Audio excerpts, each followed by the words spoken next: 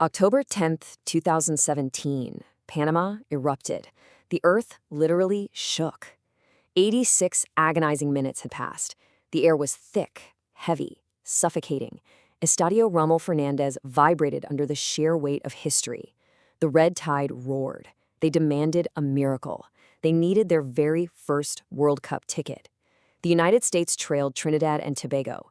Honduras held Mexico. A tiny, impossible window opened up.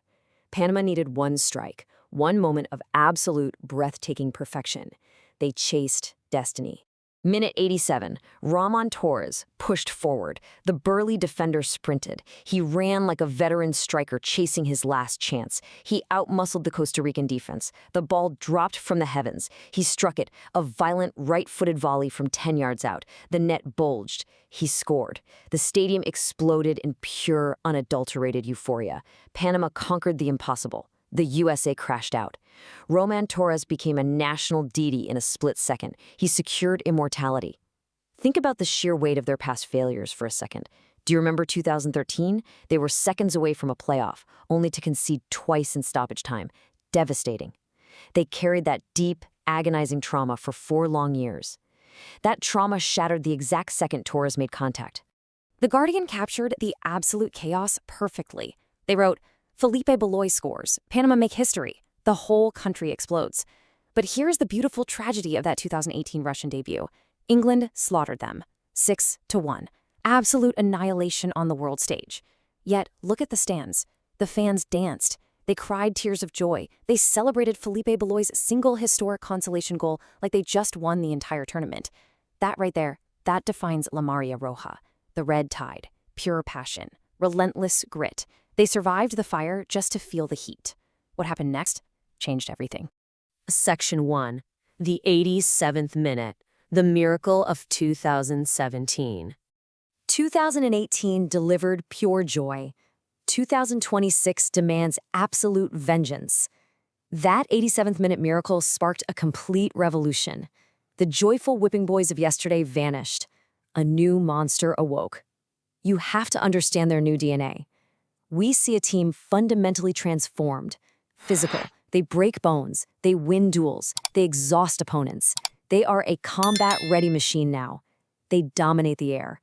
Look at their tackle success rate. It ranks among the most aggressive in all of CONCACAF. They do not just challenge for the ball, they challenge your absolute will to keep playing. Every single 50-50 challenge is a cup final. Is your team ready for that kind of war? Pragmatic, calculated traps, dense blocks. They abandoned open, naive football entirely. They kill games. They survive. They execute flawlessly. What does a dense block actually mean on the pitch? Picture a wall of bodies across the midfield. No space between the defenders. 0 passing lanes for the opposition. They force elite, world-class teams to pass sideways, over and over again. It breeds deep, paralyzing frustration.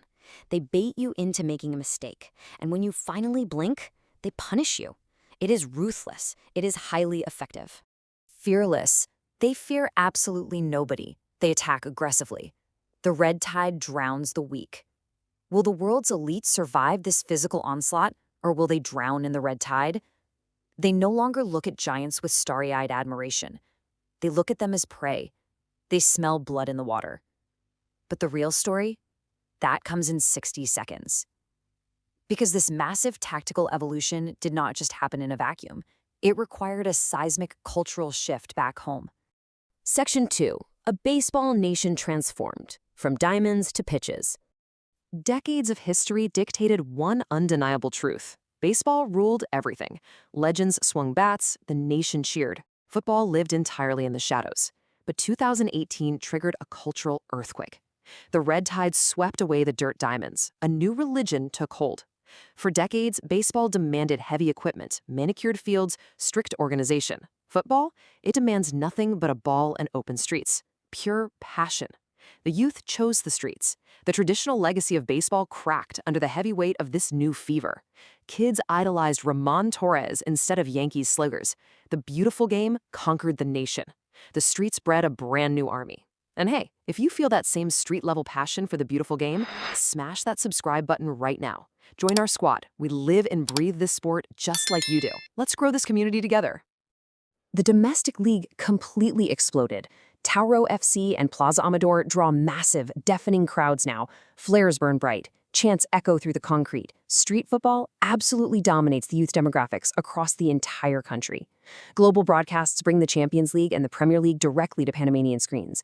European influence heavily shapes a new, fiercely hungry generation. Young players watch tactical breakdowns on their phones. They understand pressing triggers. They study the elite. But nobody saw what was coming next. This raw, explosive passion desperately needed a mastermind to forge it into a deadly weapon. Section 3. The Cruyffian Pragmatists. Thomas Christiansen's Revolution. Enter Thomas Christiansen, the tactical mastermind. The Dane injected strict Barcelona-inspired discipline straight into Panama's raw physical power. He demanded absolute order. He demanded ruthless focus. Compared 2018 to 2026, the evolution is staggering. In Russia, they played with joyful naivety, open, defensively exposed. Elite teams punished them without an ounce of mercy. Christiansen changed their minds. He built a literal fortress. Now they utilize a rigid 5-4-1 defensive block and showcase absolute set-piece mastery. An undefeated 7-0-3 World Cup qualifying record proves his genius. 19 goals scored, only 5 conceded. They suffocate opponents, they strike with deadly precision, they protect the goal with their lives. We call it physical pragmatism. It is a combat-ready tactical approach. It relies heavily on a dense 4-5-1 or 5-4-1 defensive block out of possession, dominant athletic power in duels, lethal set-piece execution. Christiansen created Cruyffian pragmatists, a wild paradox that actually works. They understand possession, but they do not worship it. They turn every single match into a brutal test of physical strength. They grind you down. They break your spirit. They force you into a corner and wait for the perfect moment to deliver the knockout blow. Are you ready for the red tide? Because they are coming. Section 4. Stars, Youth, and Nemesis. The Squad and the Curse. The weight of an entire nation rests squarely on their shoulders. The historic legacy of the Estadio Rommel Fernandez fuels their fire. They fight for pure glory. Meet the ultimate warriors of 2026. Adalberto El Coco Carrasquilla. The beating heart. The technical brilliant. His engine never stops running. He breaks lines with incisive, surgical passing. He dictates the tempo against world-class midfields. Beside him stands José Luis Puma Rodríguez, the veteran winger from El Torrio. Fast, direct. He remembers the bitter, stinging pain of 2018. He demands more. He attacks the flanks relentlessly. Then comes Kadir Barria, 18 years old, the breakout star. He scored just 5 minutes into his international debut. Fearless youth. The future is right now. Together, they form a perfectly balanced, utterly terrifying core. But every hero faces a monster, and the numbers against Mexico are downright brutal. 19 matches, 12 Mexican victories, only 2 Panamanian wins, 0 goals scored against Mexico in international friendlies. It is a profound, lingering mental block, a suffocating shadow cast over the red tide. They historically crumble when the green shirts of El Tri step onto the pitch.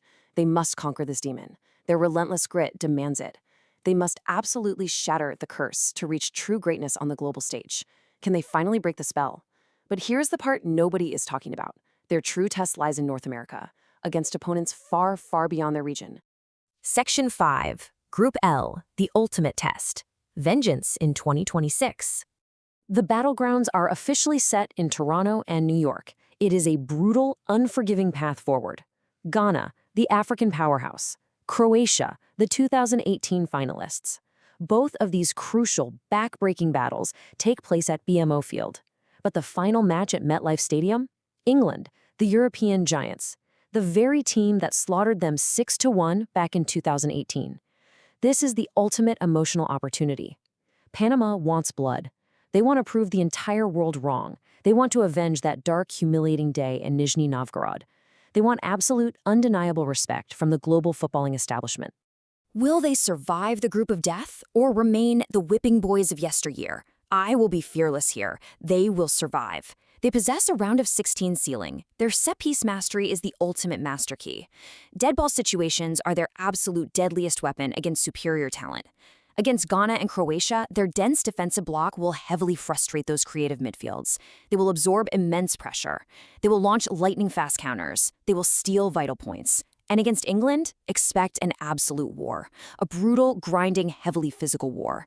The Red Tide will not break easily. They will fight to the death for every single inch of grass. The red tide is rising. They survive the fire. They transform the deep pain into unyielding power. They are no longer just happy participants holding a camera. They are fierce combatants. The miracle of 2017 was just the prologue. 2026 is the main event. The streets of Panama are fully ready. The Warriors are ready. History awaits. Which team are you supporting at World Cup 2026? Drop it below. So, did you find today's explainer useful? Then definitely drop a like, share it out, and subscribe to join the family. Tell us, what should we explore next? Stay well.